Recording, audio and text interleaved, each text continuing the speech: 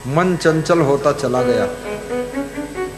जवानी के जोश में तुम गलत राह पर चल पड़े।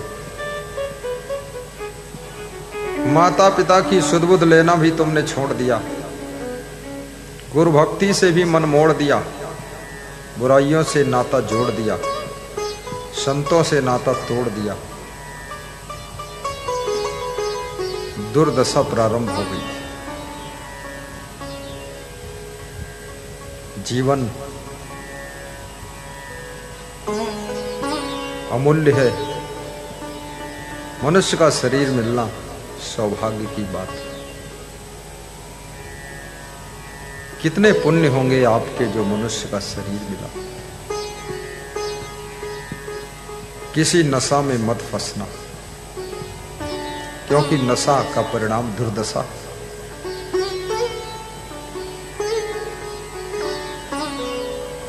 अपने घर के रिश्तों में मिठास घोलना,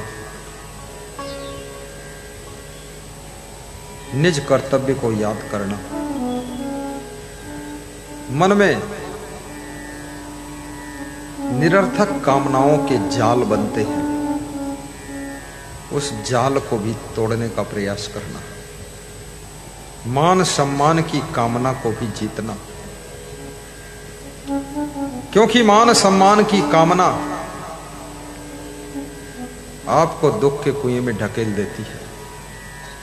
दुनिया में मान सम्मान कोई किसी को देना नहीं चाहता, सभी लोग मान सम्मान पाना चाहते हैं। और तुम भी उस लाइन में खड़े हो कि हमारा मान सम्मान खूब हो, हमारा खूब नाम हो। यह भी एक तुमने मन में व्यथा पैदा कर दिया।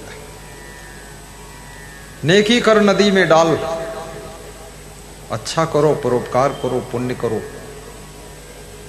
नाम हो तो ठीक, कम नाम हो तो ठीक, कोई जाने तो ठीक, कम जाने तो ठीक, नॉर्मल रहो।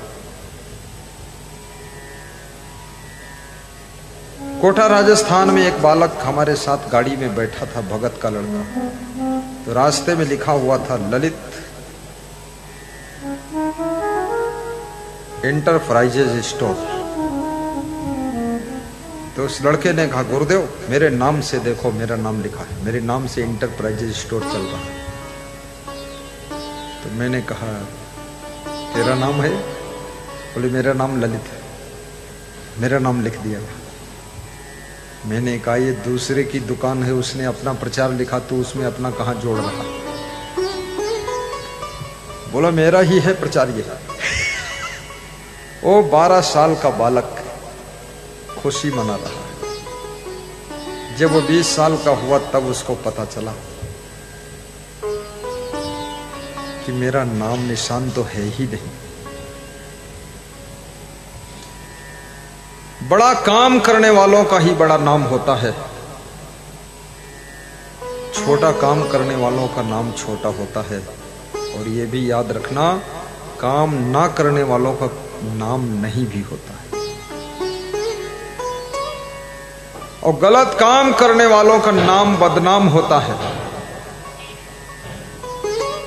अच्छे से अच्छा काम करने वालों का नाम क्या होता है? सम्मान के साथ लिया जाता है। राम का नाम जब हम लेते हैं तो सम्मान से लेते हैं, रावण का नाम लेते हैं तो बदनाम की दृष्टि से लेते हैं, सम्मान की दृष्टि से नहीं लेते।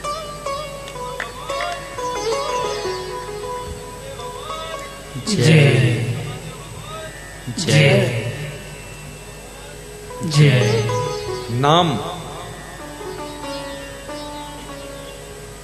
शबहिमान प्रदयाप अमानी। अपना सम्मान भी बांटो, दूसरों का आदर करना सीखो। अपने भीतर अहंकार की हवा मत भरो। और याद रखना,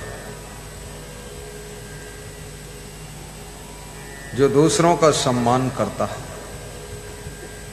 उसका सम्मान 10 गुना बढ़ जाता है। और जो दूसरों से सम्मान चाहता है उसका सम्मान 10 गुना घट जाता है।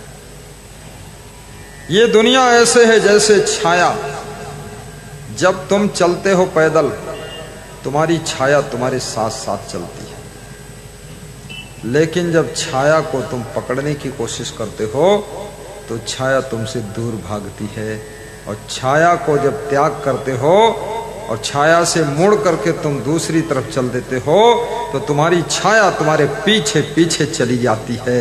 इसी तरह से याद रखना, इस दुनिया में जो भी तुम त्याग कर दोगे, मान सम्मान त्याग कर दोगे, वो तो पीछे पीछे आने वाला है, उसकी चिंता मत करिए, वो अपने आप आएगा। अब आए ना आए ये भी फिक्र छोड़ो, अच्छा करो। अच्छा कहलाने की इच्छा कभी न रखना मन में।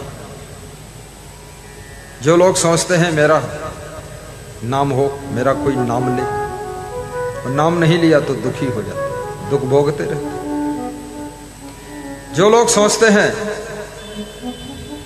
मेरे को एक सज्जन गुजरात में मिले तो उन्हें कहा एक मंदिर बनाया हूं, 50 लाख लगाया, और मैंने उनसे कहा मेरा नाम उसमें बिल्कुल बोलना मत किसी को। 3 किलो सोना पहने थे गले में और आधा किलो हाथ में, मुझको दिखाया, उनका प्रेम हो गया। बोले आप लोग कहाँ से आए हो, कहाँ से? तुमने कहा नेपाल तरफ से। तो यहाँ क्या कर रहे हो? तुमने कहा भूख लगी थी तो सड़क किनारे खड़े होकर थोड़ा चबेना चबा रहे, चना और लैया वगैरह मुरमुरा। मैं रोटी खा रहा हूँ, खाया नहीं था सुबह। बासी रोटी खाते हो? हमने कहा बासी ही खा लेता हूँ, क्या फर्क, टिफिन में धरी थी, कभी कभी बासी भी खा लेता। आज हमारे संत चावल को गर्म कर रहे, कल का चावल बच गया तो उसे गर्म कर रहे। तो हमने कहा गर्म करके क्या करोगे? बोले इसको प्रेम से खा ले। तो जो बड़ा भंडारी है कोठारी, वो कल की बची हुई रोटी वो चटनी वटनी के साथ खा रहा था, और भात को गर्म करके कुछ छौंक लगा के भी खा रहा था। तो हमने कहा बस यही होना चाहिए। अन्न का एक एक कण जो संभाल कर प्रयोग करता है, याद रखना उसकी जिंदगी में कभी अन्न नहीं कम होता है, और ना तो प्रसन्न ही कम रहता है। खूब प्रसन्न रहे। बोली सद्गुरु भगवान की जय। तो उनसे मैंने कहा इतना सोना पहना है आपने, गले में इतना वजन है 3 किलो, 1 किलो दान कर दो तो आश्रम अवैधम बनाना है बना दूंगा। बोले सोना तो दान नहीं दूंगा, लेकिन आप ये बोलो आश्रम में कितना लगेगा? तो हमने कहा 4 करोड़ जमीन खरीदो। बोले ठीक है, मैं पैसा देने के लिए विचार करूंगा। हमने कहा विचार कर लो। विचार किया, फोन आया, बोले दूंगा, लेकिन एक आशीर्वाद दो आप। हमने कहा क्या? बोले ये आशीर्वाद दे दो कि हमारी जमीन बिक जाए। हमने कहा तो मैं पैसा लूंगा भी नहीं, किसी की जमीन बेच के हम लेते ही नहीं। बोले नहीं नहीं, मैं तो जमीन खरीदने बेचने का धंधा ही करता हूं। तो खरीदा हूं 121 करोड़ में और बिक रही है 175 करोड़ में, तो जल्दी बिक जाए, 54 करोड़ का प्रॉफिट है, उसी में से दे दूंगा 2-4 करोड़ आपको। तो ऐसा आशीर्वाद दिया कि वो जमीन 1 महीना तक बिकी ही नहीं, उल्टा दे दिया हमने। उल्टा आशीर्वाद भी दे देता हूं मैं। तो फिर उनका फोन 15 दिन में आता रहता है। बोले वो तो बिक रही थी, बिकी नहीं। हमने को उल्टा दिया हूं, बिकेगी नहीं। तो बोले अरे फिर से आशीर्वाद दे दो। तो हमने कहा चलो फिर से देता हूं, अब बिक जाएगी। तो परसों उनका फोन आया 21 तारीख को कि मैं उज्जैन आ रहा हूं आशीर्वाद लेने। हमने कहा यहां मत आना, क्योंकि यहाँ आओगे 3 किलो सोना पहने हो, कोई खतरा हो जाए तो उसमें फिर हमारा भी नाम जुड़ जाएगा। वहीं गुजरात में रहो, वहीं सोना चल सकता है। यहाँ सोना वाले को सोना सिखा देते हैं, रह दो। मना कर दिया। बोले आशीर्वाद लेना है। हमने कहा बाद को ले लेना। हमने कहा क्यों, खुशी है? बोले जो 175 करोड़ की बिक रही थी, गुरुदेव आपकी कृपा से वो 275 करोड़ की बिक गई। तो हमने कहा इसीलिए उल्टा आशीर्वाद दिया था, उस समय बिक जाती तो 100 करोड़ का नुकसान होता। तो बोले अब हम पूरा आपका काम कर देंगे। हमने कहा मेरा कोई काम नहीं, मेरा आश्रम तो हजारों भक्त मिलकर बनाएंगे, तुम सुखी रहो, तुम प्रसन्न रहो, और मुझे ऐसी कोई चिंता नहीं। और आश्रम बन जाए तो भी ठीक और ना बने तो भी ठीक। हमारा आश्रम तो प्रहलाद का घर है, जयंतीलाल पाटीदार का घर है, हम जहां रहें वहीं आश्रम। हाँ, 50,000 मकानों में रह चुका हूं, 2-2 करोड़ के मकान फ्री में रह लेता हूं, किराया भी नहीं देता हूं। 3 दिन रहता हूं, निकल लेता हूं, ऊपर से दक्षिणा मिलती है, डीजल डाल लेता हूं, आगे चला जाता हूं। फिर दूसरे के यहाँ 3 दिन रहता हूं, और पराठा और सब्जी खाता हूं, ताली बजा के निकल जाता हूं। अपने क्या चिंता है। कोई भी लक्ष्य बनाइए, लक्ष्य में इतना बिंद मत जाइए कि उसके लिए परेशान हो आप। नहीं नहीं, सहज लक्ष्य होना चाहिए, और सहज लक्ष्य सहज ही पूरा हो जाएगा। बस मन में महान गुरु का सुमिरन करो, स्मरण करो। ऐसे एक भक्त मेरे पास आए, बोले बेटी का विवाह होना है, थोड़ा अड़चन है, देर हो रही, तो आप एक फूल दे दो। तो हमने उनसे कहा आप गुलाब का फूल ले आओ, फिर हम उसको छू कर दे दे मंत्र पढ़ के। अरे बोले गुलाब नहीं, आप जो छू लो वही गुलाब। वो भगत ने हमको गेंदा का फूल उठा कर दिया, बोले इसी को दे दो आप। तो हमने उसी को दे दिया। बस 1 महीने में फट से विवाह फाइनल हो गया। उसका फोन आ गया कि हो गया काम। तो हमने कहा हम तो गुलाब हम फंसे थे। बोले सब गुलाब है, जो दे दो आप। बोले आपके हाथों की करामात है कि वहां गुलाब में करामात। हाथों से हमेशा सत्कर्म हुए हो, जो पैर हमेशा सत्मार्ग पर चले हो, जिन आंखों से हमेशा दिव्य दृष्टि ही रखी गई हो, जिन कानों से सत्संग के शब्द ही सुने गए हो, जिस हृदय में सद्गुरुदेव विराजमान हो, और याद रखना जिसकी वाणी में सत्संग की गंगा प्रवाहित होती हो, उस व्यक्ति के ऐसी शक्ति पैदा होती है, ऐसी करामात पैदा होती है कि अगर फूल उठा कर दे दे तो भी काम बन जाते हैं। बोलिए सद्गुरु भगवान की जय, पूज्य संग देव की जय। गुरुपद पंकज सेवा तीसर भक्ति अमान। आहा, चौथी भक्ति मम गुण गण करे कपट चितान। सुमिरन, स्मरण, ध्यान